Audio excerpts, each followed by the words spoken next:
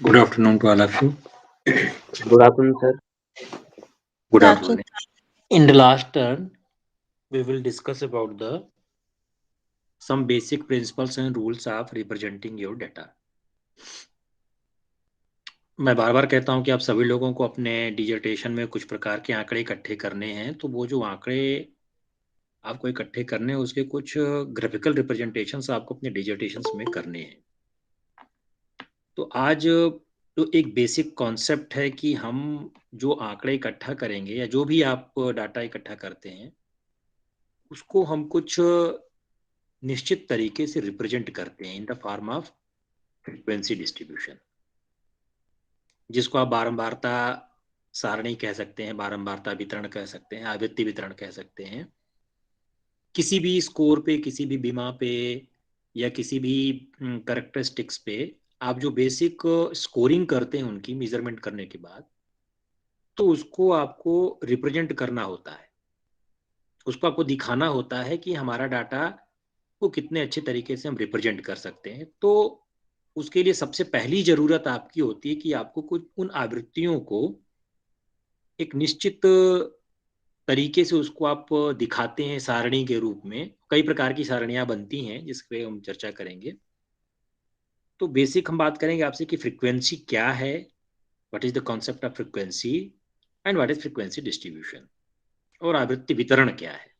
पहली बात तो यही कि हम आवृत्ति को समझेंगे कि आवृत्ति क्या है, बारंबारता क्या है, और उसका वितरण किस प्रकार से होता है, कितने प्रकार से हम डिस्ट्रीब्यूशन तैयार कर सकते हैं।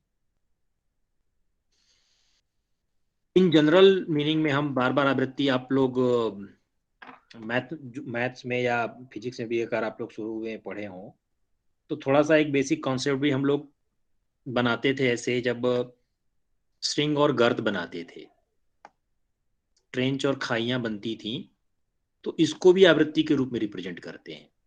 ये एक आवृत्ति को आप कहते हैं यहाँ से यहाँ तक एक आयाम, ये मैक्सिमम जो है एम्पलीट्यूड है, आयाम है, ये पॉजिटिव साइड में और ये नेगेटिव साइड में। हमने पहले ही आपसे कहा था कि अगर कागज के तल में हम बनाते हैं तो ऊपर की तरफ पॉजिटिव और नीचे की तरफ नेगेटिव को हम रिप्रेजेंट करते हैं। तो जो फ्रीक्वेंसी डिस्ट्रीब्यूशन है, जो फ्रीक्वेंसी का जो वितरण है, वो हम, जैसे कल हमने आपसे पिछले टर्म पे चर्चा किया था कि कुछ टाइम का फ्रीक्वेंसी वितरण बनता है और कुछ स्पेस का फ्रीक्वेंसी बनता है। तो इन जनरल हम सामान्य से अगर बात करें, सामान्य अर्थों में फ्रीक्वेंसी का मतलब होता है कि किसी भी नंबर का या किसी भी संख्या का बार बार आना, कितनी बार वो आया हुआ है, मतलब the number of times a certain event has taken place. कोई भी घटना कितनी बार घटित हुई है, किसी भी घटना के बारे में आप कह लीजिए। आप स्टूडेंट्स की यदि एकेडमिक अचीवमेंट को स्कोर के रूप में रिप्रेजेंट कर रहे हो, तो किसी एक निश्चित अंतराल के बाद कोई विद्यार्थी या कितने विद्यार्थी ऐसे थे जिनकी प्राप्तांक किसी निश्चित क्रम में या निश्चित श्रेणी में वो आती है, इसको रिप्रेजेंट करने के लिए आप उसको फ्रीक्वेंसी के डिस्ट्रीब्यूशन उसको आप रिप्रेजेंट करते हैं। मतलब कोई भी घटनाक्रम कितनी बार घटित हुआ है, इस बात को देखने के लिए, इस बात को हम रिप्रेजेंट करने के लिए फ्रीक्वेंसी या उसको आवृत्ति कहते हैं। It can simply be defined as the count of certain event which has occurred. कोई भी घटनाक्रम या कोई भी घटना, कोई भी काज कितनी बार घटित हुआ, इसी को काउंट करना, गिनना, कितनी बार वो आया है, इस चीज को गिनना, सिंपली आप कह सकते हैं कि वो फ्रीक्वेंसी कहलाता है। अगर आप इसको डिफाइन करना चाहें, खासतौर से हम उस फ्रीक्वेंसी की बात नहीं कर रहे जो हम बीज इक्वल टू जो एच न्यू की हम बात करते हैं, वो हम आयाम की बात, फिजिक्स वाली फ्रीक्वेंसी की बात नहीं कर रहे हैं, वहां भी फ्रीक्वेंसी है, लेकिन स्टेटिस्टिक्स में, सांख्यिकी में फ्रीक्वेंसी क्या है? Absolute frequency of an event is the number of times the event occurred in an experimental study. जो भी आप स्टडी कर रहे हैं, जो भी आप अध्ययन कर रहे हैं, सब लोग अपने अलग अलग टॉपिक्स हैं, सब लोग किसी न किसी प्रकार के एम्पिरिकल स्टडीज कर रहे होंगे, तो किसी न किसी क्वेश्चन पे वो कुछ आंकड़ों को इकट्ठा करेंगे। तो कितनी बार वो घटना घटित हुई, कोई कथन ही है, कितनी बार उस कथन पे आपके रेस्पोंडेंट ने सहमति व्यक्त की, कितनी बार किसी कथन पे आपके रेस्पोंडेंट ने असहमति व्यक्त की, या यदि आप 3 पॉइंट स्केल पे उधर तटस्थ की भी कोई इसमें बीमा बना रखे हैं, तो कितनी बार आपके रेस्पोंडेंट ने उससे तटस्थता अपनी जाहिर की है। इस बात का गिनना, इस बात का नंबर फ्रीक्वेंसी कहलाता है। फ्रीक्वेंसी डिस्ट्रीब्यूशन इसी से मिलता जुलता टर्म है। फ्रीक्वेंसी डिस्ट्रीब्यूशन, आवृत्ति वितरण, can be displayed in A table. इसके आधार पे कितनी बार कोई घटना घटित हुआ, इसके आधार पे आप एक सारणी बनाते हैं, और उस सारणी को भी आप कह सकते हैं कि फ्रीक्वेंसी डिस्ट्रीब्यूशन है, हिस्टोग्राम के फॉर्म में, लाइन ग्राफ के फॉर्म में, या डॉट प्लॉट के फॉर्म में, या पाई चार्ट के फॉर्म में। जैसे जैसे नाम, जैसे जैसे वितरण आप प्रदर्शित करते हैं, जिस रूप में, जिस फॉर्म में, उसके आधार पे उसको आप वो नाम दे देते हैं। अगर सिंपली सारणी में रिप्रेजेंट किए हैं तो वो फ्रीक्वेंसी डिस्ट्रीब्यूशन की सारणी होती है। यदि हिस्टोग्राम के रूप में आप उसको रिप्रेजेंट करते हैं तो हिस्टोग्राम का नाम देते हैं। Line graph, dot plot, pie chart, ऐसे आप उनको नाम देते हैं, जो कि किसी भी घटनाक्रम के घटित होने की बारंबारता को, कितनी बार घटित हुआ है उसके काउंट को, उसके नंबर को वो दिखाता है। एंड हिस्टोग्राम क्या है? Histogram is a graphical representation of tabulated frequency. जो चीज आपने किसी सारणी में किसी फ्रीक्वेंसी को या किसी घटनाक्रम को सारणीबद्ध किया है, उसी को चार्ट के रूप में दिखाना, जब आप बार के रूप में दिखाते हैं या खड़े रेक्टेंगल्स के रूप में उसको जब आप रिप्रेजेंट करते हैं, तो वो हिस्टोग्राम कहलाता है। जैसा कि आप कहते हैं कि histogram shown as adjacent rectangles erected over discrete intervals. Discrete intervals के रूप में जब आप खड़ी रेक्टेंगल्स को या आयतों को जब आप रिप्रेजेंट करते हैं किसी एक निश्चित क्षेत्र में फ्रीक्वेंसी के ऑब्जर्वेशंस को, उस इंटरवल के लिए, तो उसको आप हिस्टोग्राम के रूप में देखते हैं। हम एक एक करके एक एक चर्चा करेंगे, जो भी आपके सिलेबस में है वो एक एक हम चर्चा करेंगे। लेकिन ये हिस्टोग्राम बनाने के पहले हमको फ्रीक्वेंसी डिस्ट्रीब्यूशन को समझना होगा। कोई सा भी ग्राफ बनाने के लिए आपको अगर फ्रीक्वेंसी पॉलीगॉन ही बनाना है, या क्यूमुलेटिव फ्रीक्वेंसी बनाना है, या परसेंटेज क्यूमुलेटिव फ्रीक्वेंसी बनाना है, या आपको ओजाइब बनाना है, या फिर आपको पाई चार्ट बनाना है, तो इन सभी के लिए जरूरत इस बात की है कि हम फ्रीक्वेंसी डिस्ट्रीब्यूशन बनाएं। Then what is frequency? Frequency is a number of any incident happened in any situation. किसी एक दी गई परिस्थिति में घटित होने वाले घटनाओं के संख्या को आप आवृत्ति कहते हैं या बारंबारता कहते हैं। सपोज कीजिए कि किसी कक्षा में विद्यार्थी हैं, और उन विद्यार्थियों को आपने, मान लीजिए कि उस कक्षा में आपके 100 विद्यार्थी हैं, 100, और उन 100 विद्यार्थियों का वितरण, जो डिस्ट्रीब्यूशन है, उसको आपने उनके एकेडमिक अचीवमेंट के आधार पे first division, second division, third division के रूप में आपने उसको कैटेगराइज किया है। पूरी कक्षा में 100 स्टूडेंट्स हैं, उन 100 स्टूडेंट्स को आपने रिप्रेजेंट किया है कि कितने विद्यार्थी ऐसे हैं उस कक्ष में जो प्रथम श्रेणी से पास हुए हैं या प्रथम श्रेणी के प्राप्तांक रखते हैं, कितने ऐसे विद्यार्थी हैं जो द्वितीय श्रेणी के प्राप्तांक रखते हैं, और कितने ऐसे विद्यार्थी हैं जो कि उस कक्षा में तृतीय श्रेणी के प्राप्तांक रखते हैं, तृतीय श्रेणी से उत्तीर्ण हुए हैं। सपोज कीजिए कि यदि 100 का आपका स्ट्रेंथ है किसी कक्ष का, और उसमें 20 विद्यार्थी ऐसे हैं जिनके प्राप्तांक 60% के ऊपर है ना। फर्स्ट डिवीजन को आप कहते हैं कि 60% के ऊपर, सेकंड डिवीजन को कहते हैं कि 60, और आप कहते हैं कि 45% के बीच में, और जो 45% के नीचे होते हैं और 33% के बीच में होते हैं उनको कहते हैं थर्ड डिवीजन। इस आधार पे आप डिवीजन में डिवाइड करते हैं। तो ऐसे विद्यार्थी 20 हैं उस कक्षा में जिसकी हम बात कर रहे हैं, और ऐसे 20 विद्यार्थी हैं जिनके प्राप्तांक फर्स्ट डिवीजन की श्रेणी में हैं, अर्थात 60% से एबव ऐसे 20 विद्यार्थी हैं। तो उसकी फ्रीक्वेंसी, जिसको हम फ्रीक्वेंसी को एफ से रिप्रेजेंट करते हैं, तो उसकी फ्रीक्वेंसी हो गई 20। यदि उस कक्षा में ऐसे कुल 65 स्टूडेंट्स हैं जिनके प्राप्तांक 60% से लेकर के 45% के बीच में हैं, तो उन विद्यार्थियों को आप सेकंड डिवीजन की कैटेगरी में रखते हैं। और जो उनकी संख्या है, आपने कहा 65 विद्यार्थी, तो ये 65 विद्यार्थियों की संख्या ही उस कक्षा के लिए सेकंड डिवीजन की फ्रीक्वेंसी कहलाती है, बारंबारता कहलाती है, या आवृत्ति कहलाती है। सिमिलरली, यदि ऐसे विद्यार्थियों की संख्या 15 है जिनके प्राप्तांक 35% और 33% 45% और 33% के बीच में है, उन विद्यार्थियों को आपने थर्ड डिवीजन की श्रेणी में रखा, तो उनकी आवृत्ति सिंपली 15 हो गई। तो कहने का मतलब यहाँ है कि यहाँ पर जो हम कह रहे हैं कि इंसिडेंट हैपेंड इन सिचुएशन, एक सिचुएशन दिया गया फर्स्ट डिवीजन का, तो फर्स्ट डिवीजन की परिस्थिति में होने वाले विद्यार्थियों की जो संख्या है वो 20 है, तो 20 फ्रीक्वेंसी, बारंबारता 20। यदि सेकंड डिवीजन की परिस्थिति में आने वाले विद्यार्थियों की संख्या 65 आप कह रहे हैं, तो बारंबारता 65। और यदि थर्ड डिवीजन तृतीय श्रेणी में विद्यार्थियों की बारंबारता ऐसे 15 विद्यार्थी सिचुएशन में, तो उस स्थिति में आप उसको 15 आवृत्ति कहते हैं। तो सिंपली आप कह सकते हैं कि फ्रीक्वेंसी क्या है, किसी भी घटनाक्रम, किसी परिस्थिति में किसी घटनाक्रम के होने की संख्या, जिसको आप गिन सकें, काउंट कर सकें, वो सिंपली आप उसको फ्रीक्वेंसी के रूप में बता सकते हैं। कभी कभी जो फ्रीक्वेंसी होती है, ये तो विद्यार्थियों की संख्या के आधार पर आपने बता दिया, जिससे आपका सरोकार है, जिससे आपका मतलब है, वो स्कोर से है। आप सारे लोग जो डाटा इकट्ठा करेंगे, जो भी आंकड़े इकट्ठा करेंगे, उस टूल पर या उस उपकरण पर आपको कुछ प्राप्तांक प्राप्त होंगे।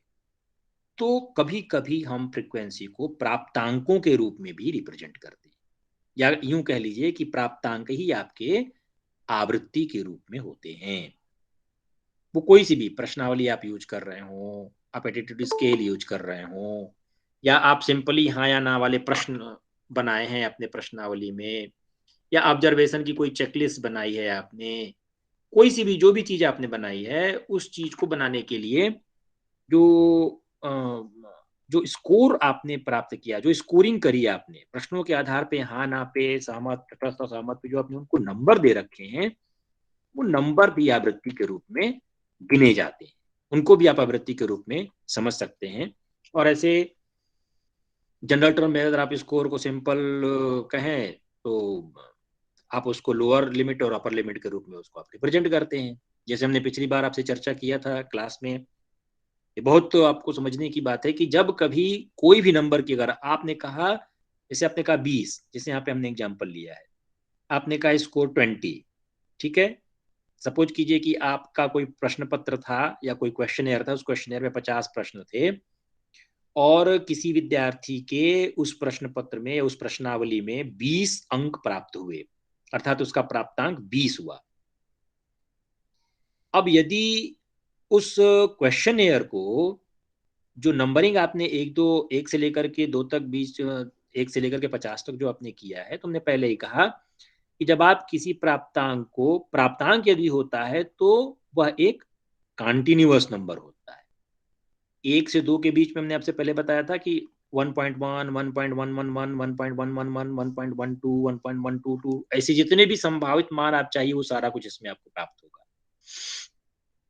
तो किसी भी गुण या विशेषता पर कोई भी कैरेक्टरिस्टिक या क्वालिटी जो आप मेजर कर रहे हैं, किसी भी एटीट्यूड हो, एकेडमिक अचीवमेंट हो, आईक्यू हो, जिसको आप स्कोर के रूप में अगर रिप्रेजेंट कर रहे हैं, तो हमेशा वह नंबर जो होता है, उस नंबर को समझने के लिए हम उसकी लोअर लिमिट और अपर लिमिट में ही उसको समझते हैं। जैसे हमने कहा कि किसी विद्यार्थी का प्राप्तांक 20 है, 20 है, तो 20 का मतलब ये हुआ कि इस 20 प्राप्तांक में वो सभी विद्यार्थी सम्मिलित होंगे जिन विद्यार्थियों के प्राप्तांक 19.5 से लेकर के 20.5 के बीच में होगा। और ऐसा क्यों होगा, आपसे चर्चा हम कर चुके हैं। जब आप इनको सार्थक अंकों में व्यक्त करते हैं, तो 19.4 वाला यहां नहीं आएगा। 19.5 या 19.5 से ज्यादा और 20.5 या 20.5 से कम, वो सारे प्राप्तांक प्राप्त करने वाले विद्यार्थी इसी 20 नंबर की श्रेणी में आप रखते हैं, है ना। जैसे हमने पिछली बार चर्चा किया था कि कुछ ऐसे भी टीचर हैं जो आपको पॉइंट्स में नंबर देते हैं, कुछ लोग ऐसे हैं जो पॉइंट्स में नंबर नहीं देते, वो आपको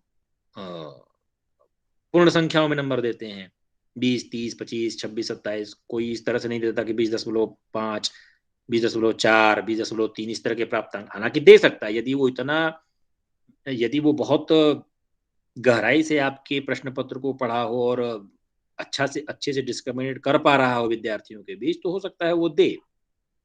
तो यहाँ पर कहने का मतलब यह है कि हमको फ्रीक्वेंसी डिस्ट्रीब्यूशन के लिए भी समझना है कि कोई स्कोर की अगर बात करी जाए, कोई सा भी स्कोर यदि हो, 1 अंक का, 2 अंक का, 3 अंक का, 4 अंक का, जो भी आप स्कोर की बात कर रहे हैं, इट मीन्स कि वह उसके लोअर लिमिट और अपर लिमिट में ही समझा जाएगा, और खास तौर से सांख्यिकी के क्षेत्र। अभी बहुत सारे ऐसे एप्लीकेशंस आप देखेंगे, बहुत सारे भी आपको इसमें करने भी हैं।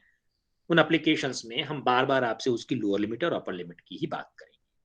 वो पर्टिकुलर ग्राफ या वो पर्टिकुलर कैलकुलेशन हमेशा प्राप्तांकों के लोअर लिमिट और अपर लिमिट से ही कैलकुलेट किए जाएंगे।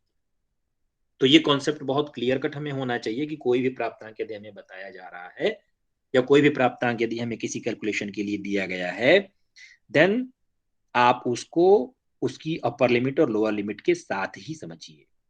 जहां तक सांख्यिकी का सवाल है, इन जनरल भी आप यूज कर सकते हैं, लेकिन जनरल हम कहते हैं 20 नंबर, तो हम 20 नंबर को सामान्यतः हम 19.5 और 20.5 की श्रेणी में ही रखते हैं। हम सामान्यतः अभी इन चीजों को ऐसे समझ सकते हैं कि कोई भी नंबर हमेशा उसके अपर लिमिट और लोअर लिमिट के साथ ही रिप्रेजेंट किया जाता है। सभी को आवाज कट के आ रही है क्या?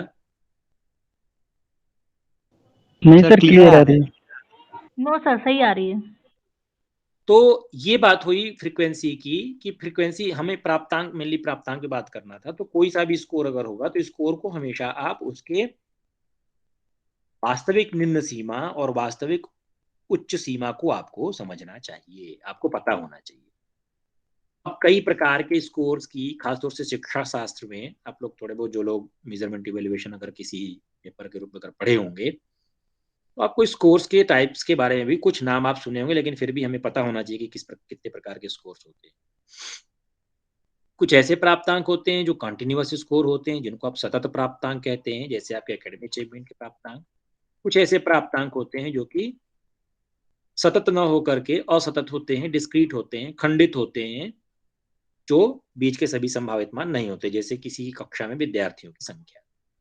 इसके अलावा भी कुछ प्रकार के स्कोर होते हैं, जिसमें से कुछ स्कोर का आपको आगे यूज करना है, ठीक है। उनको आप स्टैंडर्ड स्कोर्स कहते हैं, उनको आप मानक प्राप्तांक कहते हैं या मानकीकृत प्राप्तांक कहते हैं, ठीक है। जिसमें एक है जेड स्कोर।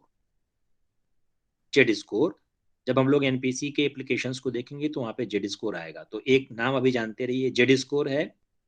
उसी तरह से सिग्मा स्कोर है। In the form of standard deviation जब आप उसको निकालते हैं तो सिग्मा स्कोर भी होता है। इसी तरह से स्टेनाइन स्कोर होता है, टी स्कोर होता है। ये क्या है, डिटेल में कभी चर्चा हुई तो कभी चर्चा करेंगे डिटेल में क्या होता है ये। आप चाहे तो और भी सर्च भी कर सकते हैं क्या क्या होता है, यहाँ हमारा वो बिंदु नहीं है इस पे बात करने की। लेकिन स्कोर्स के भी कई रूप, कई प्रकार हैं, बहुत कई प्रकार के आप स्कोर्स देखते हैं, Z score, sigma score, stanine score, T score, ऐसे अलग अलग स्टैंडर्ड्स को बना करके अलग अलग स्कोर्स के रूप में भी आप इसको समझ सकते हैं, होते हैं इतने प्रकार। इसके अलावा हम कभी कभी राय स्कोर और ट्रू स्कोर की भी बात करते हैं। दो तरह के स्कोर्स की और बात करते हैं, एक है राय स्कोर और दूसरा है ट्रू स्कोर। राय स्कोर जो आप ओरिजिनल ऑब्जर्व वैल्यू आपकी होती है, जैसे आप कक्षा में गए, किसी मान लीजिए आपकी माध्यमिक स्तर के विद्यार्थियों के ऊपर आपका रिसर्च है, आप उनसे डाटा इकट्ठा करने जा रहे हैं, तो जो ओरिजिनल आपने ऑब्जर्व किया किसी भी क्वेश्चनियर के माध्यम से, साक्षात्कार के माध्यम से, रेटिंग स्केल के माध्यम से, इंटरव्यू के माध्यम से, जो भी आप जो ऑब्जर्व कर रहे हैं ओरिजिनली, है ना, कोई सेकेंडरी से नहीं, आप जो जो ओरिजिनल आप इकट्ठा करते हैं किसी प्रश्नावली पे, किसी एटीट्यूड स्केल पे, या किसी के एकेडमिक अचीवमेंट पे, या कोई सा भी ऐसा टूल हो सकता है जिसपे आप ओरिजिनल ऑब्जर्व करते हैं, उसको हम राय स्कोर कहते हैं। और आप सारे लोग राय स्कोर कलेक्ट करेंगे। हम आपसे कहेंगे भी कि राय स्कोर का एक मास्टर शीट बनाइए, है ना। जो लोग एम्पिरिकल रिसर्च कर रहे होंगे उनको अपने डाटा से संबंधित एक राय स्कोर का एक उनको मास्टर शीट बनानी चाहिए। जैसे आप मेल फीमेल कह रहे हैं तो मेल फीमेल की अलग अलग आप बनाइए राय स्कोर के बारे में, अर्बन रूरल का अलग अलग बनाइए, उनको कैटेगराइज करके। तो वो जो आपकी ओरिजिनल ऑब्जर्व वैल्यू होती है उसको हम राय स्कोर कहते हैं, बल्कि जबकि ट्रू स्कोर वो होता है कि value of population statistical actually known. True score क्या है कि जब आपको किसी पॉपुलेशन की कोई भी स्टैटिस्टिकल वैल्यू वास्तव में पता हो, जैसे आप माध्यमिक स्तर के विद्यार्थियों की एकेडमिक अचीवमेंट की एवरेज कितना है, सन 2020 में 12वीं की कक्षा उत्तीर्ण करने वाले विद्यार्थियों की जो पूरी जनसंख्या है मध्य प्रदेश बोर्ड में, उन सारे विद्यार्थियों की जो एकेडमिक अचीवमेंट का एवरेज है वो कितना है। तो जब आप इसकी बात करेंगे जिसके पॉपुलेशन की स्टैटिस्टिकल वैल्यू आपको पता हो, तो वो हम ट्रू स्कोर के रूप में समझते हैं। ट्रू स्कोर वैल्यू क्या है? ट्रू स्कोर क्या है? ट्रू स्कोर वो है कि वैल्यू ऑफ पॉपुलेशन स्टैटिस्टिकल, जो जनसंख्या की सांख्यिकी कोई भी वैल्यू, हम मीन की बात नहीं कर रहे हैं, अगर मीडियन की आप बात कर रहे हैं या किसी भी गुण या विशेषता पे आप बात कर रहे हो, तो पॉपुलेशन की स्टैटिस्टिकल वैल्यू को हम ट्रू स्कोर के रूप में समझते हैं, जो कि एक्चुअली नोन है, वास्तव में, अनुमान से नहीं। हम इन्फरेंस की बात नहीं कर रहे हैं, इन्फरेंस की बात तो फिर दूसरी हो जाएगी। हम ट्रू स्कोर उसको कह रहे हैं जो वास्तव में पॉपुलेशन की स्टडी करके कोई वैल्यू आप गेन किए, and estimated in light of mean of sample with in the limit of standard error. जो आपका मानक त्रुटि होगी, मानक त्रुटि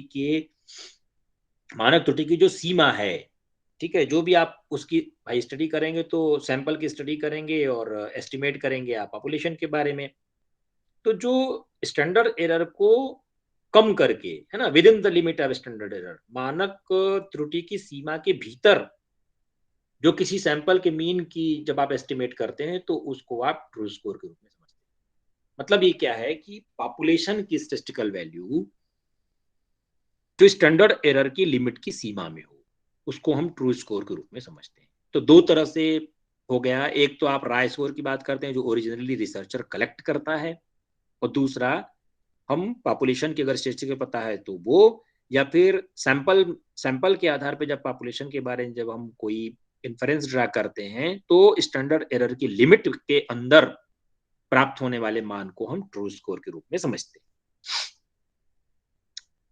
अब इससे संबंधित जो दूसरा टर्म है फ्रीक्वेंसी डिस्ट्रीब्यूशन, वो क्या है? फ्रीक्वेंसी डिस्ट्रीब्यूशन, तो अभी आप फ्रीक्वेंसी को समझ गए, वितरण को समझ गए, आवृत्ति को समझ गए, बारंबारता को। बारंबारता क्या है? किसी भी घटनाक्रम के घटित होने की जो संख्या है, जो इवेंट कितनी बार घटित हुआ है उसकी संख्या को आप फ्रीक्वेंसी कहते हैं, बारंबारता। और इसी फ्रीक्वेंसी को जो कि न्यूमेरिकली आपने इकट्ठा किया है, वो प्राप्तांक के रूप में हो सकता है, कुछ भी हो सकता है, नंबर्स के रूप में, लोगों के नंबर्स के रूप में हो सकता है। तो frequency distribution is a technique for representing frequency numerically. जो आवृत्ति, जो इवेंट्स, जो घटनाएं किसी परिस्थिति में कितनी बार घटित हो रही हैं, उसको जब आप नंबर्स के रूप में किसी ऐसी विधि से रिप्रेजेंट करें, तो वो रिप्रेजेंट करने वाली विधि ही फ्रीक्वेंसी डिस्ट्रीब्यूशन कहलाती है, आवृत्ति वितरण कहलाती है। Frequency distributed as per range are classes of scores, और उसको आप एक निश्चित परास में, एक निश्चित दूरी तक, एक क्लासेस में, वर्ग अंतराल में उसको आप व्यक्त करते हैं। जनरली जितने भी फ्रीक्वेंसी डिस्ट्रीब्यूशंस देखेंगे, उन सारे फ्रीक्वेंसी डिस्ट्रीब्यूशंस में कुछ वर्ग अंतराल होते हैं।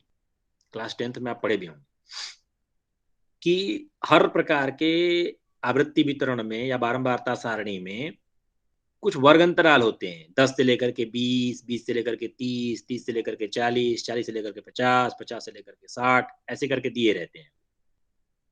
हो सकता है 10 से 15, 15 से 20, 20 से 25, ऐसे 5-5 के अंतराल पे, 10-10 के अंतराल पे। तो ये जो अंतराल के रूप में आप इस कोर्स को या किसी गुण विशेषता के प्राप्तांकों को आप रिप्रेजेंट करते हैं, तो वो एक निश्चित दूरी पे या परास पे, जिसको आप रेंज कह लीजिए, एक निश्चित रेंज पे प्राप्तांकों का वितरण जो होता है फ्रीक्वेंसी डिस्ट्रीब्यूशन में होता है। टेबल कैटेगराइजेज और classified the frequency is called frequency distribution.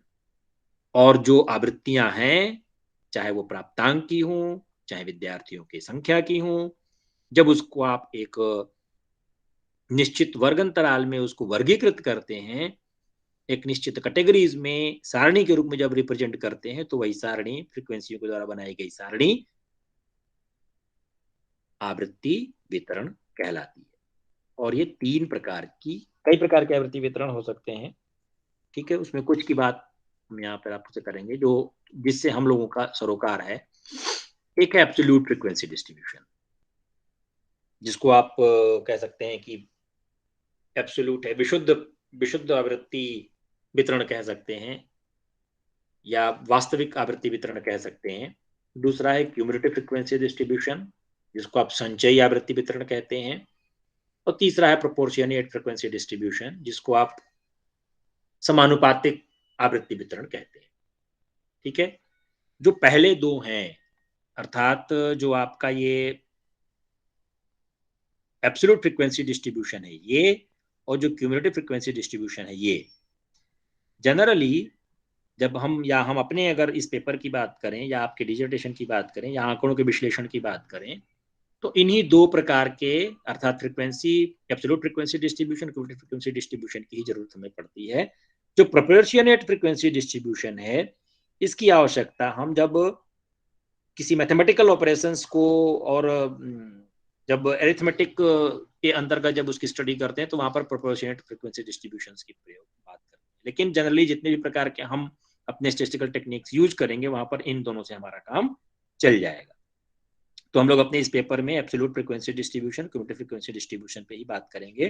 Proportionate frequency distribution हमारे बियॉन्ड द सिलेबस है, इसको चाहे तो आप देख भी सकते हैं या कभी फर्दर कभी चर्चा हुई तो इस पे ज्यादा बात हमें नहीं करना है, इन दोनों पे हमको एम्फेसिस देना है। क्या है ये एब्सोल्यूट फ्रीक्वेंसी डिस्ट्रीब्यूशन? तो आप कह सकते हैं कि frequencies are represented in terms of numbers. जब आवृत्तियों को सिंपली संख्या के रूप में आप उसको दिखाएं, जैसे आपने कहा 10 से 15, 15 से 20, 20 से 25, 25 से 30 ऐसे करके, और 10 से 15 के बीच कितने लोग थे, 15 से 20 के बीच कितने लोग थे, 20 से 25 के बीच कितने लोग थे, या यदि आप उसको 10-10 के अंतराल पे कर रहे हैं, 10 से 20, 20 से 30, 30 से 40, तो 10 से 20 के बीच कितने लोग थे, 20 से 30, 30 के बीच कितने लोग थे, 30 से 40 के बीच कितने लोग थे। तो सिंपली जब आप फ्रीक्वेंसी को रिप्रेजेंट करते हैं उनके नंबर्स के रूप में, simplest form of frequency distribution, सबसे सामान्य तरीके का जो आप कह लीजिए आवृत्ति वितरण, वो एब्सोल्यूट फ्रीक्वेंसी डिस्ट्रीब्यूशन कहलाता है। And denotes about how many times any scores came, कितनी बार कोई आवृत्ति, कोई प्राप्तांक आया हुआ है, इसी बात को दिखाना, इसी बात को प्रदर्शित करना एब्सोल्यूट फ्रीक्वेंसी डिस्ट्रीब्यूशन का कारण होता है।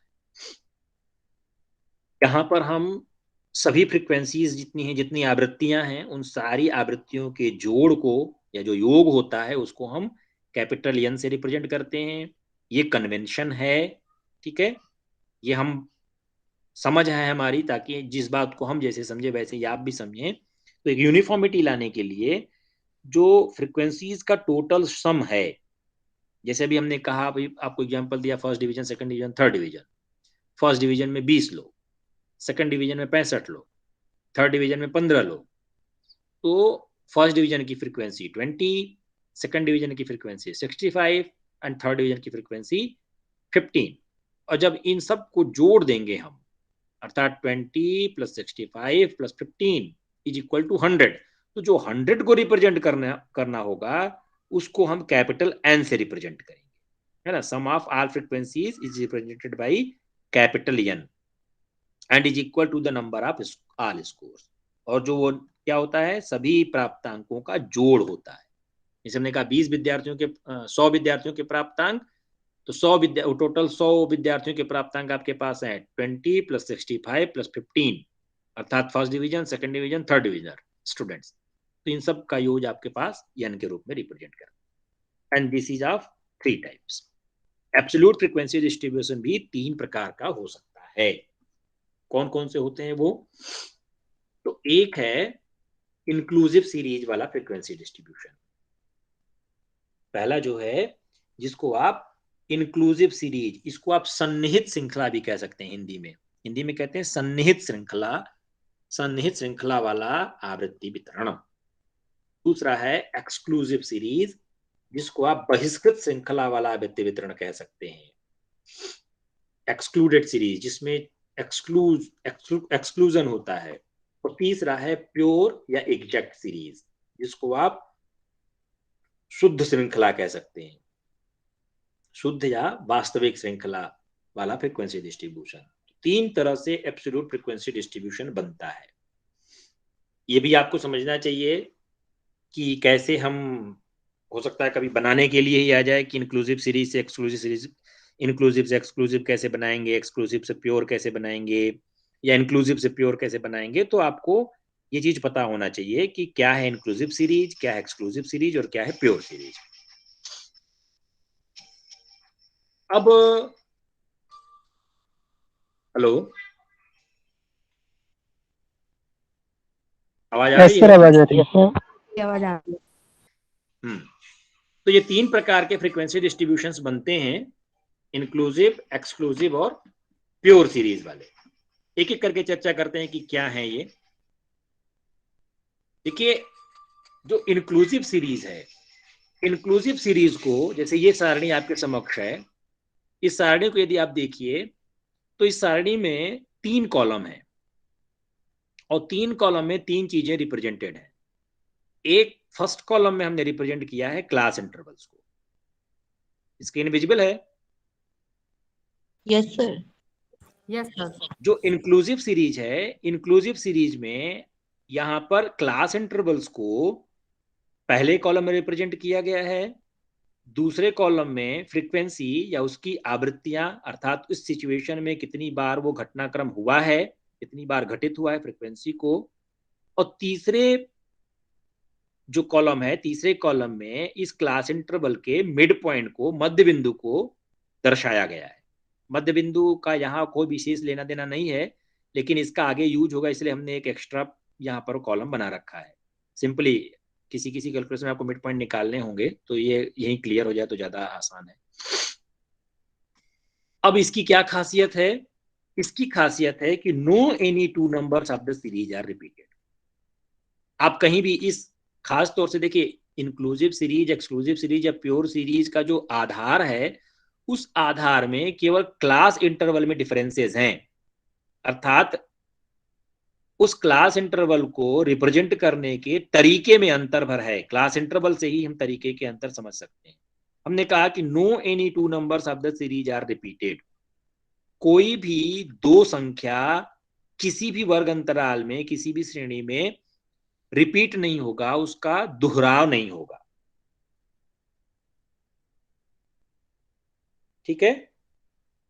तो वो क्या है मतलब, जैसे आपने पहला बताया, फर्स्ट, अगर आप लोअर, देखिए एक कन्वेंशन ये भी समझ लीजिए कि जनरली आप अगर स्टैटिक्स में देखेंगे तो यहां पर एक चीज यहां भी क्लियर करते चलें कि यहां पर जो आवृत्ति है वो नीचे से ऊपर की तरफ बढ़ती हुई है। मतलब क्लास इंटरवल की जो साइज है वो नीचे से ऊपर की तरफ बढ़ती रह रही है। कभी कभी ऐसा भी हो सकता है कि उल्टा हो, मतलब ये 80 से 84 यहां लिखा हो, 75 से 79 यहां लिखा हो, 70 से 74 यहां लिखा हो, 65 से 69 यहां लिखा हो। ये चीज यहां ऐसे उल्टा भी हो सकता है। तो जब आप कैलकुलेशन करें, किसी भी आगे जो भी आप कैलकुलेशन करेंगे, जब आप ऑर्गेनाइज स्कोर से जब आप किसी प्रकार के मीन की, मीडियन की या मोड की, या फिर यदि आप स्टैंडर्ड डेविएशन की गणना कर रहे हो, तो ये आपको बहुत ध्यान रखना चाहिए कि किधर से किधर की तरफ आपके क्लास इंटरवल बढ़ रहे हैं। अगर ये उल्टा हो जाएगा तो फार्मूला उल्टा हो जाएगा, फार्मूला बदल जाएगा। तो हमेशा इस बात को ध्यान में रखिए कि क्लास इंटरवल किधर से किधर की तरफ दिए हुए, नीचे से ऊपर के बढ़ते क्रम में दिए हुए हैं या ऊपर से नीचे के बढ़ते क्रम में दिए हुए हैं। अगर ये आप श्रेणी अगर इसकी बदलेंगे, इसके क्रम को यदि आप बदलेंगे, तो उस स्थिति में आपके उस पर्टिकुलर गुण विशेषता की गणना के फार्मूला भी बदल जाएगा। लेकिन शिक्षा शास्त्र में हम इस कन्वेंशन को फॉलो करते हैं कि यहाँ पे गुण विशेषताएं नीचे से ऊपर की तरफ होती है ना। पहले कम वाला होगा, फिर उससे ज्यादा, फिर उससे ज्यादा। तो इस क्रम में जनरली ये कन्वेंशन है, ऐसा मतलब ज्यादातर बुक्स में आपको दिया भी होगा कि नीचे से ऊपर की ही तरफ आपको किसी गुण विशेषता के प्राप्तांक दिए होंगे। तो यहां पर भी हम उसी कन्वेंशन को फॉलो कर रहे हैं, सबसे नीचे कम वाले और सबसे ऊपर अधिक वाले प्राप्तांकों को रिप्रेजेंट किया गया है। लेकिन ऐसा नहीं है कि आप इसका उल्टा नहीं बना सकते, उल्टा भी बन सकता है, लेकिन उस स्थिति में कैलकुलेशन के फार्मूले आपके बदल जाएंगे। ठीक है? तो इस बात को हमेशा ध्यान रखना है आपको कि आप कोई भी कैलकुलेशन करिए तो पहले इस बात पे ध्यान दीजिए कि आपके क्लास इंटरवल्स की श्रेणी किधर से किधर की तरफ बढ़ रही है। तो एक बेसिक बात आपको हमने बता दी। दूसरी बात, हम जब इंक्लूसिव सीरीज की बात कर रहे हैं तो इंक्लूसिव सीरीज में कोई भी दो नंबर किसी भी सीरीज में रिपीट नहीं होगा। जैसे आपने कहा 55 से 59, 55 टू 59, और नेक्स्ट सीरीज में 60 टू 64, अर्थात ये इसके अंतर्गत कौन कौन से प्राप्तांक आएंगे? 55 वाला भी आएगा, 56 वाला भी आएगा, 57 वाला भी आएगा, 58 वाला भी आएगा, 59 वाला भी आएगा। लेकिन यदि 59 से ज्यादा अगर प्राप्तांक आया तो उस स्थिति में 60 यहां से शुरू होगा, 60 टू 64, फिर 65 to 69, 70 to 74, 75 to 79 and 80 to 84। कहने का मतलब यह है कि इस सीरीज में, इस श्रेणी में कोई भी दो प्राप्तांक आपस में समान नहीं है। ये इंक्लूसिव सीरीज का उदाहरण है। 55 से 59, 60 से 64, 55 से 59 वाले सारे यहां, फिर 60 से 64 वाले सारे यहां, 65 से 69 वाले सारे यहां, 70 से 74 वाले सारे यहां, 75 से 79 वाले सारे यहां, 80 से 84 वाले सारे यहां। तो इस प्रकार के जब आप प्राप्तांक को रिप्रेजेंट करते हैं तो इस प्रकार का प्राप्तांक का रिप्रेजेंट करने वाला आवृत्ति वितरण इंक्लूसिव सीरीज वाला या सन्निहित श्रृंखला वाला सीरीज या श्रेणी या आवृत्ति वितरण कहलाता है। ठीक है, तो ये हो गया आपका, जब कोई भी संख्या रिपीट न करे तो उसको आप इंक्लूसिव सीरीज कहते हैं। दूसरा प्रकार है एक्सक्लूसिव सीरीज का, और एक्सक्लूसिव सीरीज की कैरेक्टरिस्टिक्स है कि except minimum and maximum numbers all classes of series have repeated numbers. है ना, क्या हमने कहा? यहां पर रिपीटेड नंबर्स होंगे। इंक्लूसिव सीरीज में कोई भी नंबर रिपीट नहीं होगा, और एक्सक्लूसिव सीरीज में सबसे लोअर वाला और सबसे अपर वाले को छोड़कर बाकी सारे नंबर रिपीट होंगे। कैसे? ये वाली भी देखिए, यहां भी नीचे से ऊपर की तरफ ही कैरेक्टरिस्टिक्स की जो वैल्यू है वो बढ़ रही है।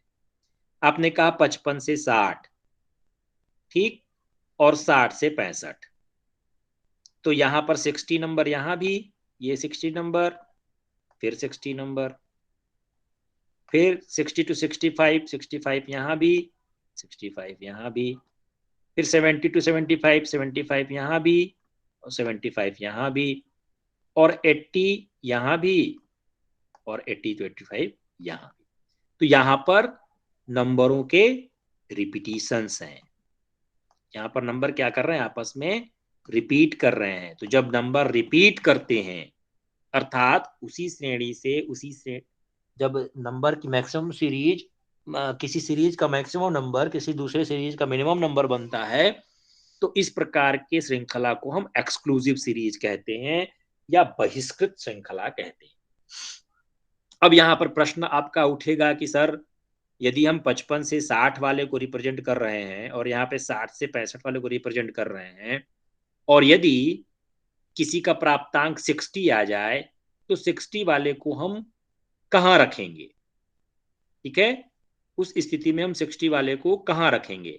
या यदि किसी विद्यार्थी का प्राप्तांक 65 आ जाए तो 65 वाले प्राप्तांक को हम कहाँ रखेंगे? 65 से 70 वाले में रखेंगे, सॉरी 60 से 65 वाले में रखेंगे, या 65 से 70 वाले में रखेंगे? तो ये एक यहाँ पर दुविधा की स्थिति बनती। कोई बताएगा किस में रखेंगे?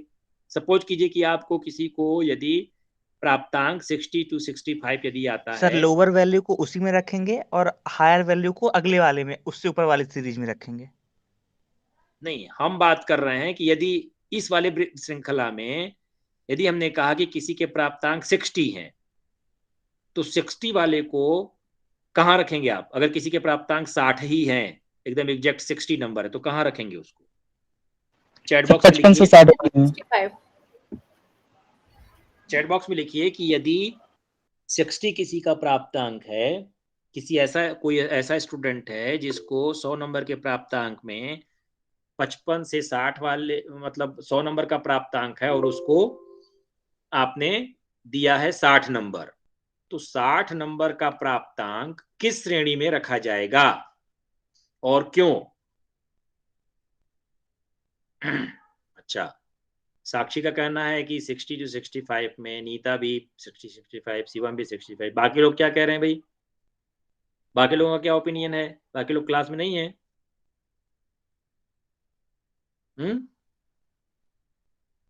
बाकी लोगों का क्या मानना है, कहाँ रखेंगे? अच्छा, क्यों रखेंगे ऐसा? क्यों साक्षी, क्यों आप रखेंगे इसको 60 से 65 वाले में, क्यों रखेंगी साक्षी? साक्षी प्रिया, हेलो साक्षी, आपको आवाज आ रही है?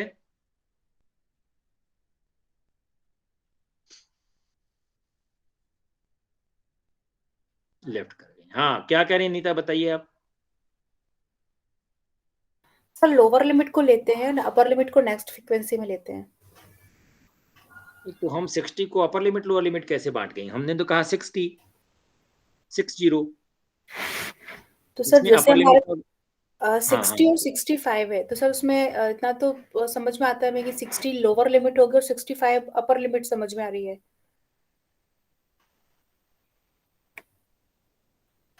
कैसे समझ में? हम तो केवल 60 की बात कर रहे हैं ना। आपने किसी विद्यार्थी को 100 नंबर के प्राप्तांक में 60 नंबर दिया, तो 60 नंबर का दिया जाना, तो 60 नंबर तो दो जगह रिप्रेजेंट कर रहा है, एक 55 से 60 वाले में, एक 60 से 65 वाले में। तो आपका कहना है कि उसको आप 60 से 65 वाले में रखेंगे? जी सर। क्यों? 60 नंबर तो यहां भी है। सर यहाँ पे अपर लिमिट है ना सर, अपर लिमिट को काउंट नहीं करते हैं भाई सर। यहाँ यहाँ अपर लिमिट जो क्लास इंटरवल है लोअर सर, लिमिट। हाँ हाँ तो बोलिए। क्लास इंटरवल हम जो लेते हैं इसमें दो लिमिट होते हैं, एक upper limit and lower limit. उसके तभी हम क्लास इंटरवल इसका फाइंड आउट कर पाते हैं। तो उसमें जो दो लिमिट हमारे पास हैं, तो उनके अकॉर्डिंग जो अपर लिमिट है उसको हम नेक्स्ट उसमें फ्रीक्वेंसी में लेते हैं और लोअर लिमिट तक उसे लोअर लिमिट को उसी में लेंगे। दैट मीन 64 तक अगर कोई नंबर आ रहा है तो उसको हम 55 टू 64 55 टू 64 के जो मार्क्स आ रहे हैं उनको हम फर्स्ट वाले इंटरवल में लेंगे। एंड अगर 60 और 60 से 64 तक जो मार्क्स आ रहे हैं उसको हम नेक्स्ट इंटरवल में लेंगे। कितने लोग नीता की बात से सहमत हैं?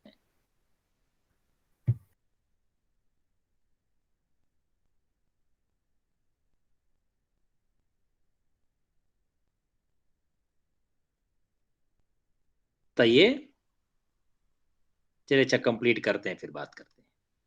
ठीक है, नीता का कुछ लोगों का कहना है कि अगर 60 नंबर आता है तो वो 55 से 60 वाले में न रख करके 60 से 65 वाले में रखेंगे।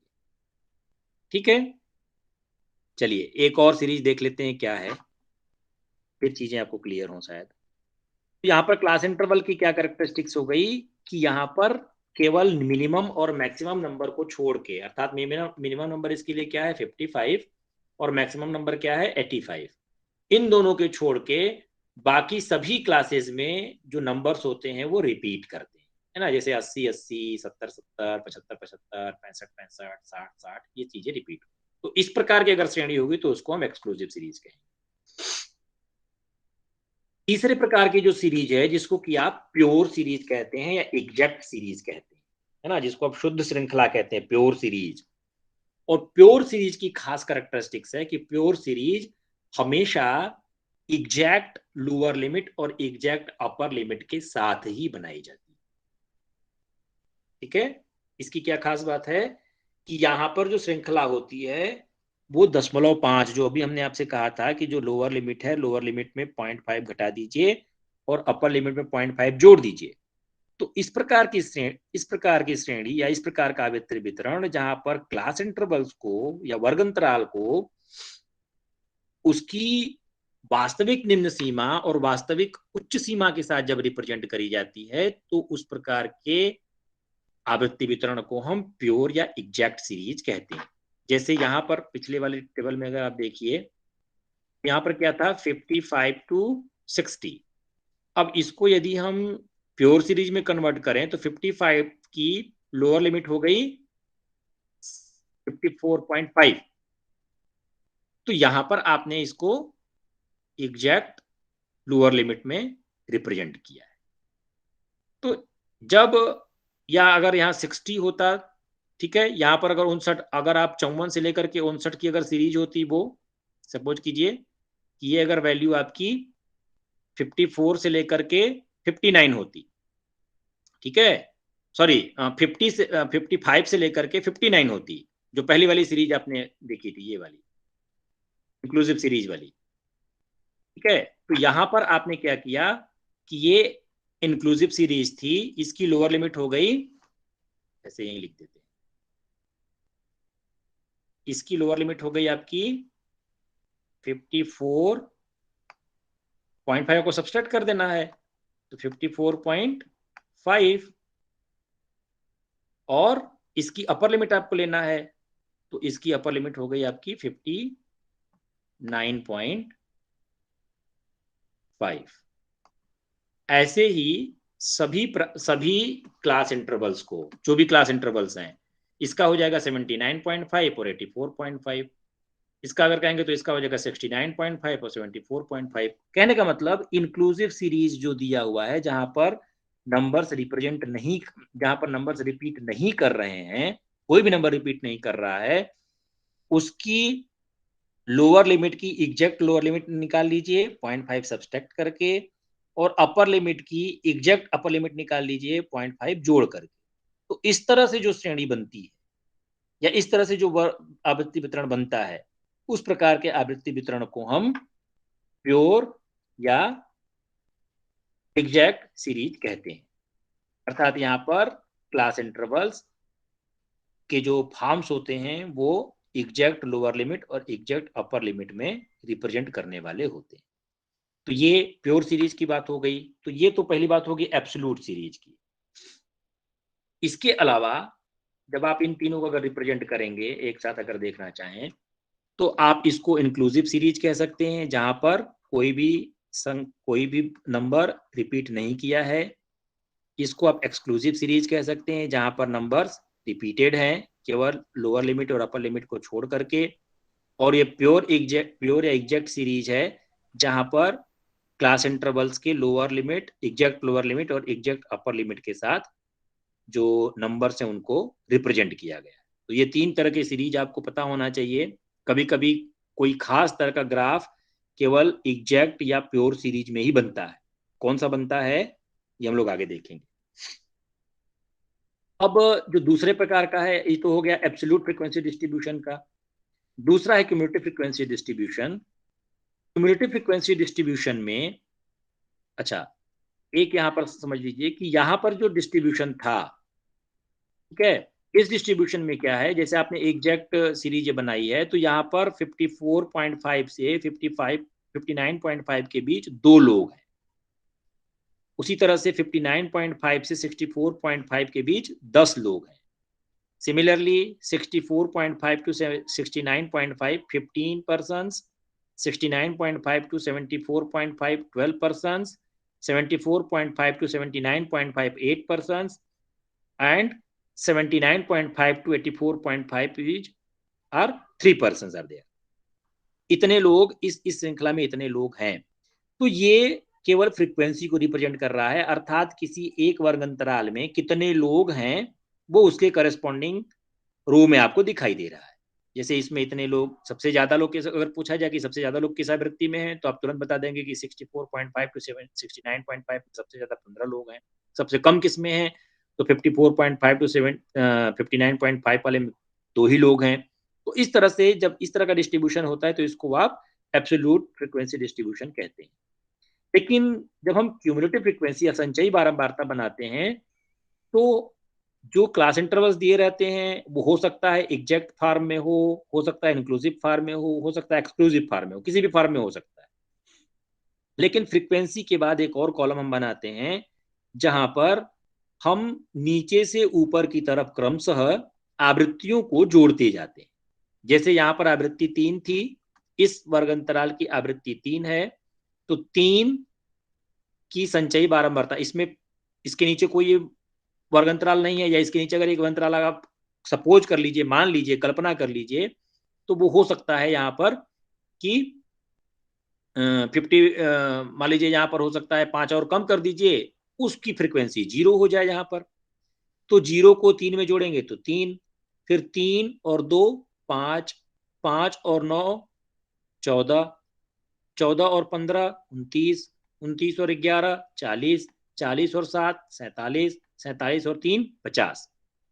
तो जब आप आवृत्तियों को, जो किसी वर्ग अंतराल की आवृत्ति दी हुई है, उस वर्ग अंतराल की आवृत्ति को उससे नीचे वाली वर्ग अंतराल की आवृत्ति से जोड़ करके जो टेबल तैयार करते हैं, वो टेबल आपका संचयी बारंबारता कहलाती है।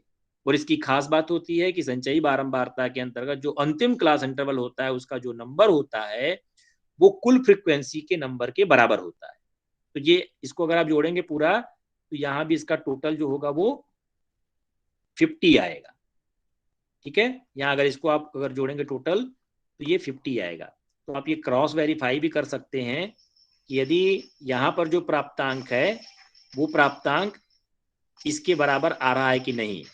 यदि आ रहा है तो दोनों ही प्राप्तांक आप मतलब आपने सही जोड़ा है, और यदि नहीं आ रहा है तो ये प्राप्तांक आपके सही नहीं जोड़े गए हैं। तो इस तरह से क्युमुलेटिव फ्रीक्वेंसी डिस्ट्रीब्यूशन इस तरह से आप तैयार कर सकते हैं। ठीक है, अब यदि किसी का कोई प्रश्न हो तो बताइए।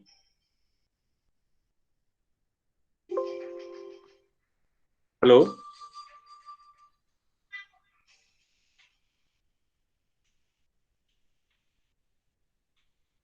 हेलो, आवाज आ रही है आप लोगों को? यस सर, आ रही है।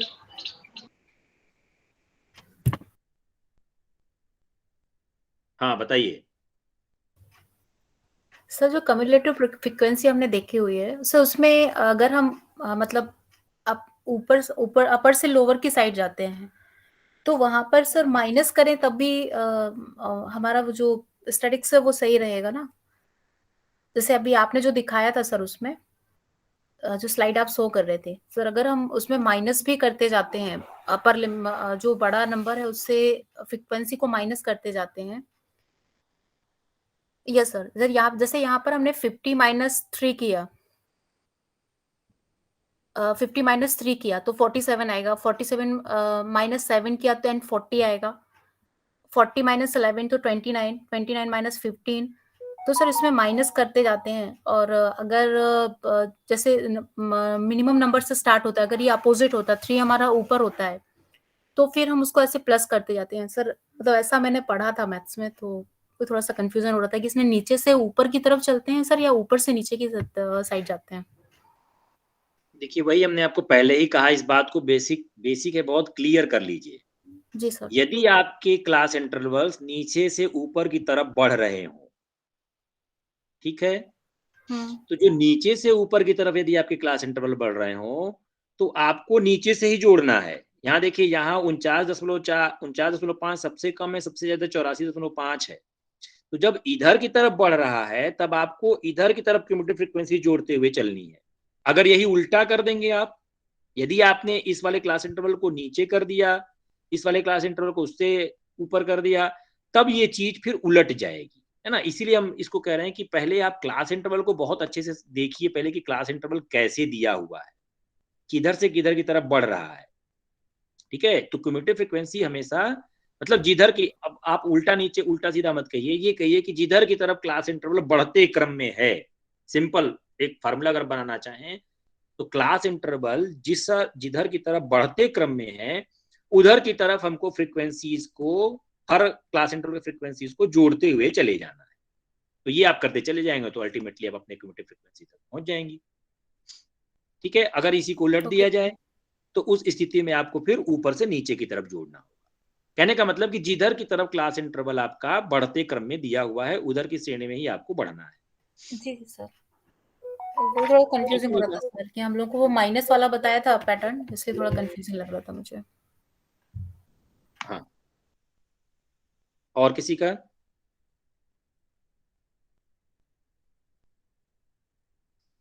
अरे भाई आप लोग क्लास में हैं? Hello, yes sir.